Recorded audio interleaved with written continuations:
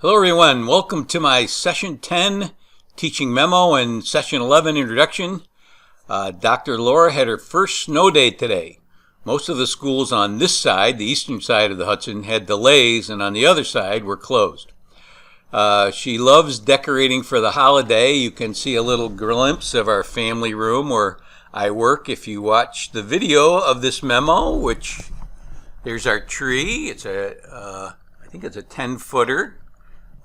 We just finished decorating that. There's our hearth for our fireplace. The stockings, and there's little bookshelves on the side. You can see there's our air conditioner that's a present. You can see that all our pictures are covered. It's like we're in mourning for Christmas. Yes, mourning for Christmas. I want to congratulate all you Giants fans on a big win last night. Of course, they only stayed up for the first half, and the Giants did not look too good in that first half. So I was really surprised when I saw that they won 10-7. And the Jets won. All you Jets fans, I wonder if you get a free Dunkin' Donuts coffee like you do. We get a free Dunkin' Donuts coffee if the Giants win. Medium. Only a medium, though, not a large. But the Jets won with a new quarterback. And now on to Foxborough tonight. I thought I would also share a picture of me. Dr. Laura and I went on a little tour of Statsburg Mansion. You can see that there were people dressed in period outfits. This was one of the guides that had a little spiel when you walked on but it was a beautiful mansion. If you ever get an opportunity to come up to Statsburg, which is between Poughkeepsie and Rhinebeck, check out the mansions. There's FDR's mansion. Eleanor Roosevelt has a house.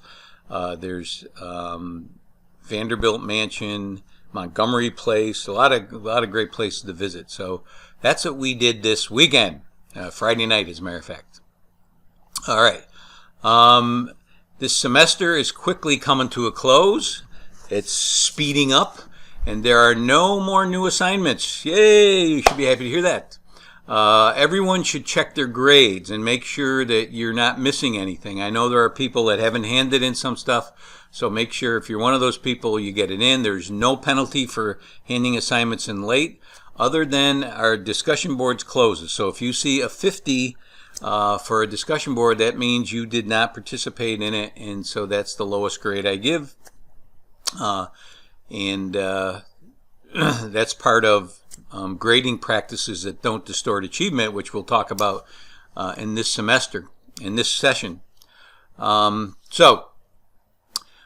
Session 9, you should be done with your lesson plan process now after getting feedback from your new group.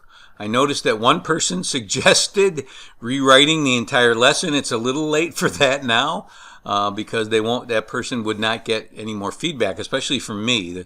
But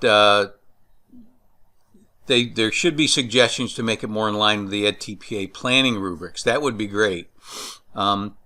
I'm not closing that discussion board, so check back during this week to accommodate those latecomers, which there always are, people who wait to more than the last minute to submit their draft, and then also look for, you may get more feedback on your own. So remember, the assignment, the lesson plan assignment is not due till Sunday. So that's when you upload it, and even then there's no points off for late work, and it has to be in by the time this course ends on the 21st, I believe. So make sure you get that feedback, check back for latecomers, and then upload it on Sunday, Saturday, Sunday, or even now if you think it's ready to be graded. Speaking of grading, I finished grading all of your double entry journals. Many of you did not watch my video on test prep, which I went over all of the things that I thought were big ideas. So you lost points because you didn't Talk about all the big ideas. You didn't talk about the stress relief stuff, the engaging ways to do test prep, the article by Doug Reeves who talked about writing instead of test prep. So there were a lot of good things, not only just what Popham gave you. Popham, really, there were only about 5 things of Popham that you needed to annotate. And those were the 2 educational guidelines, the 5 test prep practices, and the 2 different definitions of teaching to the test. Those were the main things. But I mentioned some other things, like the decision time vignette that was in Popham about a teacher that observed another teacher cheating on the tests, giving students their answers. Really, that's something that could happen to any of you. And being able to decide what to do would be very beneficial. So I would go and look at, if you haven't done it, look at those resources in session 9, especially about stress release. We always complain about kids being under stress, and there are ways to de-stress them, and if you don't know them, then shame on you, because there was one article that we saw that kids who are under stress score 15 points lower than those that aren't. So make that happen. Read those articles. All right, session 9. I closed the algebra thinking discussion board and was pleased at the interaction. I saw many of you had great ideas of how you could introduce even preschoolers to the concept of recognizing and analyzing patterns, studying and representing relationships, making generalizations, and analyzing how things change. Many of you shared various strategies and manipulatives that you use, like Mrs. Odd and Even that we mentioned last week.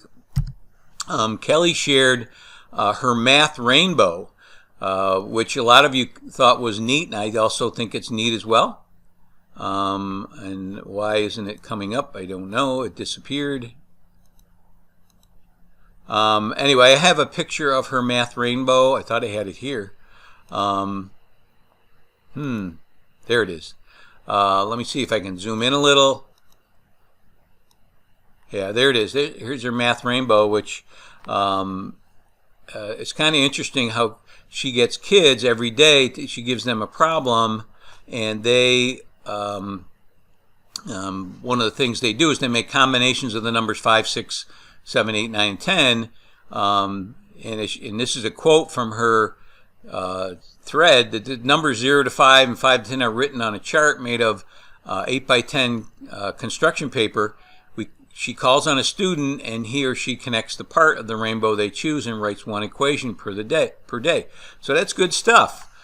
Francis shared a Math is Fun website, which I was aware of Math is Fun website, but there is such good stuff there. And Melanie also talked about how she uses this in class, but there was one website, there's one of the things they do is on the Fibonacci sequence. They talk about making spirals, what the rules are. They even give a little talk about the golden ratio, which is very interesting, how much of the golden ratio can be found in nature. So a lot of interesting things here that you all should be delving into, rather than having students just doing worksheets and learning how that math is drudgery. This is one thing I hope you all walk away with. Melanie even went a little further and shared how it can be related to nature. So you can even transfer this to science. And these are all ways not only to prepare students for higher order mathematics, but to expose them to the wonder that is mathematics. And mathematics is wonder.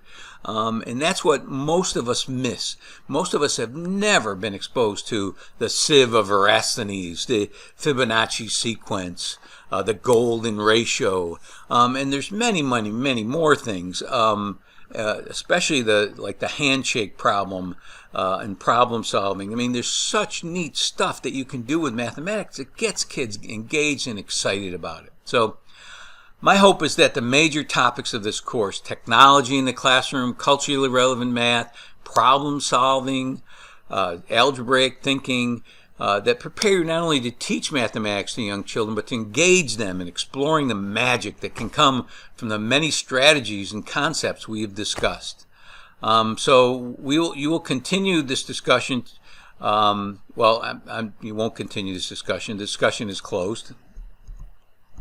Let me talk a little bit about session 10. In this session, there are no assignments, yay, related to the topic of assessment for learning, which is what we're going to be looking at this week. But no methods course would be complete without a mention of the power of formative assessment and the use of grading policies that distort achievement, like giving zeros. You'll notice that I only give 50s. And a lot of people would argue about that. Even my bosses, the administration at Turo, I argue with them and say we shouldn't be giving students zeros. I mean, that's a practice that distorts achievement. Think about it. Yet if you get 3 80s and a 0, that's 240 divided by 4. That comes out to be 60. Is that a good assessment of what that person knows and has accomplished during the semester? No. Plus, you've told the student by giving him a 0 that I don't care what you know about that subject.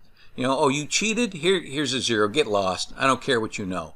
The consequence for cheating should be outside of grading, and that's something that you folks will have to talk about with your own faculty and say, hey, we need to upgrade our grading policy and get rid of giving zeros. And you won't believe the anger that will come out. And I call that ego-based grading. When you see that kind of anger about grading policies that really are fair, that's ego. Those little so-and-sos, they deserve a 0. But enough of that. You'll read about that in this week's session. Whether you are aware of it or not, you have been exposed to assessment for learning during this course, and here's how. 1. In your lesson plan assignment, you were given a rubric. You were shown exemplars, and the rubric was explained in a video on how to create an acceptable lesson plan. There were exemplars. You were allowed to submit a first draft and get feedback from your classmates and from your professor. You submitted a revised draft and got feedback again from a new group before you had to submit it for a grade. You were allowed to take quizzes twice, discussing the ones you got wrong. That's using summative assessment in a formative way. You should always have your students discuss their tests, it's a great way to extend your lesson. People give exit tickets. Students never know what they did on them. Here's an exit ticket. Okay, goodbye. See you tomorrow. So using formative assessment to improve your teaching and to find out who's getting it and who isn't, and letting students know, hey, this is your learning target, this is where you should be, this is how far you have to go. And finally, your assignments were not average. And many of you probably didn't know this, but instead, I have mentioned this before, but the only way the assignments that you did later on in the course were weighted higher. So your first double entry journal was weighted a lot less than your second one. Your last discussion board was weighted much more than your first discussion board. And that's what we talk about, not averaging grades. When students don't know what they're doing, why should that count as much as when at the end, hey, they know what they're doing? That should be weighted much more. So please don't bypass the readings in this week's course materials. They are very powerful. Of course, if you take my assessment course, you'll be exposed to them again. All right, again, I'm going to talk about vocabulary in your own word. There are three words. Assessment for learning that you're going to learn about this week. There's going to be, they probably will, I believe they're going to talk about performance-based assessment. Performance-based assessments are using a task rather than giving a written assignment, how a person does on a task. Your lesson plan was a performance-based task.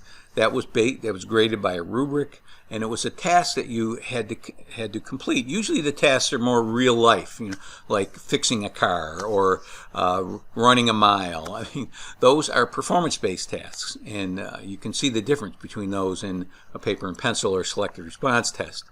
And then finally, I put in zone of proximal development. You should all know that if you took your child development course. I posted this picture I think this gives I found this picture years ago, and I use it when I talk about the zone of proximal development, which is this little ring, the inside ring here. The inside ring is what the student can do easily. The outside ring is what the student has no idea what to do. And this zone here is what the student can do with help. So that's really what the zone of proximal development is. You should all know that anyway.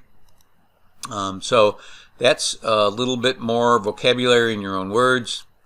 The last thing I want to talk about is this week, your only assignment is to upload your final draft of your lesson plan. You should also be working on the materials that are due in the last session, which are vocabulary in your own words, in the final baseline survey. Now, that final baseline survey is only worth 4% of your grade, so don't stress about it. But if you want that A+ and you want all 4 of those points, look at the rubric and make sure that you're using citations. That's typically where people lose credit. They're not using citations from the course to support their comments. Also, you will notice that I placed a link in your assignments, and I'm going to go there right now. In your assignments this is your assignment for the last session, final baseline survey and vocabulary in your own words. This is where you'll upload them. In session 11 and in session 10, I believe, assignments, I believe I also inserted, and you should have gotten this in the mail. I've been getting an email almost every day about the course evaluation, but this is the course evaluation. Please, please, please fill it out, and please give me make some comments about the course. This is you'll notice it takes you to the Turo One portal. You log on, and for me, it's just going to give me my evaluations. It doesn't look like anybody submitted any yet. But you will have a place here to fill out an evaluation, so please do that. Also, on the discussion board, you will see that I've added an evaluative comments discussion board, and again, this is for me because I won't get your evaluations back until sometime towards the end of the fall semester. I need this course I've just created, so I need immediate feedback. So if you guys would please go in, and you can go in and make comments anonymously if you want. You can create a thread, and I believe it asks you if you want to be anonymous. Post message as anonymous. So you can click on that box and post a message as anonymous if you think I'm the type of person that's going to get mad at you and dock you. Here I am talking about grading practices that distort achievement, and I only give 50s, and I don't take off for late work. So if you think I'm going to dock you grades because you said something nasty about me, but anyway, regardless of all that, you can, if you don't want to, if you want to give me evaluative comments and you don't want me to know your name, that's fine. You can do it anonymously, but I would appreciate you giving me that feedback because I'll get it right away. Because I'm teaching this course again next semester. So that's it.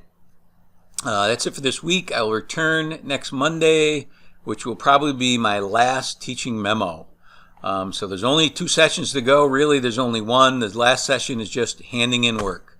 So I will be grading your, what am I grading? Your DEJs this week. And next week I'll be grading everything. I'll be grading your lesson plans. I'll be grading your discussion board, vocabulary in your own words, and your baseline survey. So I'm going to have my head down for the next couple of weeks. So I know you have a lot of work to do because I have a lot of work to do. Okay, talk to you in a week.